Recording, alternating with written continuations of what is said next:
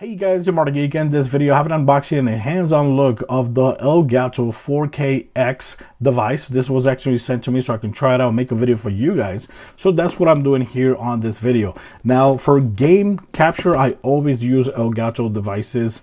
I can't remember the old models, but the latest model that I've been using is this one right here, which I use to record PlayStation 5 games, Xbox One series games, Nintendo Switch games, and all that. This is the HD60X, and this device is actually pretty damn good. It records at 4K and all that. It's actually pretty damn good. So, but this one is actually very similar, but the cool thing about this one is that you can actually play on your TV or monitor at 144 hertz 4K or 1080p 240 hertz. Now that's freaking amazing. You can do that on your monitor while you're actually playing video games or recording video games on your PC. That's very freaking awesome. So over here in the box, you got true 4K capture with HDR and VRR compatible.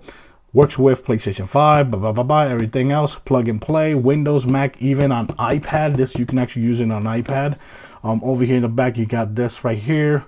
Shows you the imports or ports, pure gameplay, incredible capture, blah, blah, blah.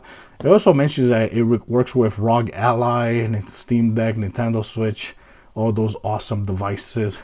And that's it. So let's go ahead and open it for the first time. I hate when they do things like this. I don't like it. I don't like breaking the box. It feels like you're breaking the box. Okay, turn. And put this to the side. Now, the differences is not going to be that much differences when it comes to the way it looks.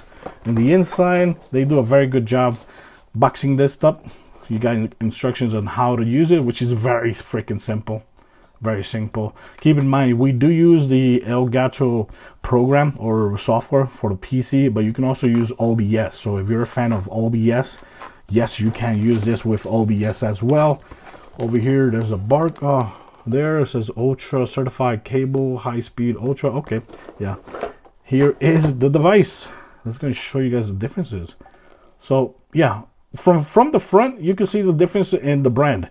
This one says HD60X, this one 4KX. That's it. Other than that, everything is basically the same from the bottom and from the rear as well. If you look at it like that, you can't actually tell which one is which. Yeah, has the same ports.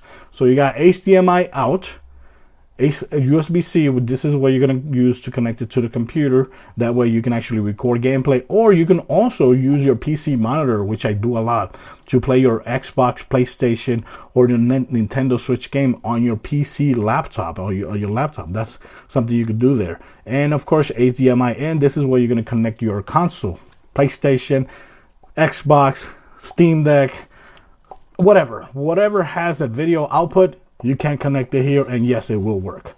And that's it. That's basically what it is. It's a very simple device. Instructions manual here. You got the cables necessary, which is high-end super cables. I recommend to actually use these cables. Don't use other cables. You're going to get the best experience from these cables. USB version 3.2, 10 gigabits per second. Look at that. It has the marking right there as well. That's cool that it actually has that information right there. The other one has the logo for the Elgato. That's very cool. Very nice touch there. Over here, same thing. These are super high-end HDMI port cables. HDMI 8K. So they are 8K certified. Yep. And on the other one side, you got the Elgato logo, which is very cool. Feels very high-end. So what I'm going to do right now, I'm going to go ahead and hook this up to the console and PC and show you guys a look at the software. That way you guys can see how it actually records video. Okay guys, so I already did finish connecting it. I also did the update for the device as well. So make sure when you actually do connect it to the computer, right? Make sure you actually go ahead here, and when you're here on devices, let me go and zoom in a little bit. That way you guys can read the writing that you see right there. Okay, so the thing is, when you connect it for the first time in the 4K capture device from Elgato or software, like you see, it's gonna recognize it, Elgato 4KX. This is the latest firmware. I just did it right before I recorded this video. And here you can actually see the input source, 2160p, 119 FPS or hertz, whatever you want to call it, HDR. Like you see that everything is enabled right here. This signal is coming from the PlayStation 5. This is how I have this set up right here.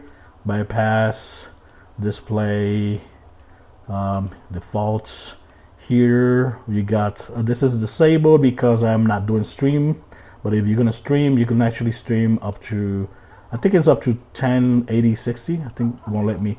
I already did the latest update for this software. Make sure you actually do the latest update for this as well. And here in picture, you can control this, the brightness, contrast, saturation, hue, recording. This is where it's actually going to be recording. This is the file or the folder where you're going to record your videos to. Screenshots, where you're going to record your screenshots to. This is my game capture for my video game card from, GPU from this laptop. Enable HDR. You could enable HDR recording if you want. I'm going to leave it like that for now. And here in format, you can choose all the way up to from 720p 30 FPS all the way up to 2160p 60 FPS. So yeah, you could go all the way there. And of course here you could control the quality of the video, the bit rate. I almost leave it like halfway.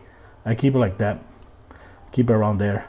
Output, you can see the output right now. I have it recording. I want the video to record at 1440p 60 FPS.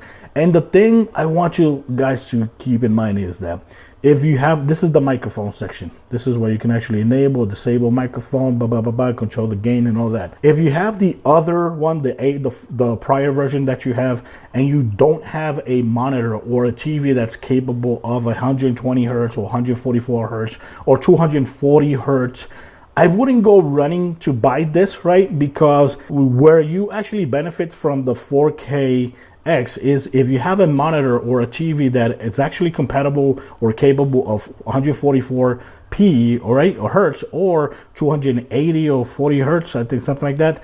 That's when you actually benefit from using this. I purchased a Hisense U7, something that is actually compatible with the PlayStation 5, like you see here on the video. I connected it to my TV, which is also compatible with 120 hertz. It recognizes the PlayStation 5 and any other console that is compatible with VRR and all that. And it actually is recognizable, even though I'm actually using the Elgato in between the PlayStation and the monitor. So the signal that's coming from the PlayStation is actually not going straight to the monitor. It's going to the Elgato, and from the Elgato to the TV.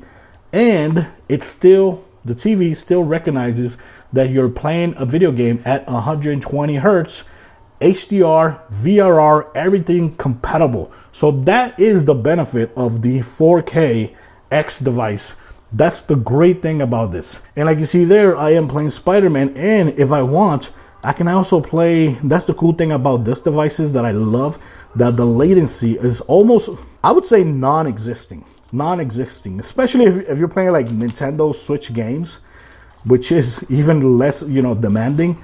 It's very, very non-existent. And the cool thing about this is that if you're carrying your PlayStation 5 or Xbox or iPad or Switch or Steam Deck whatsoever, and you will have a laptop with you, you will be able to use your computer laptop monitor as your monitor for your console. That's one of the great things I like about this, and without experiencing any lags whatsoever. But of course, I'll leave links in my descriptions just in case you're interested in getting one of these.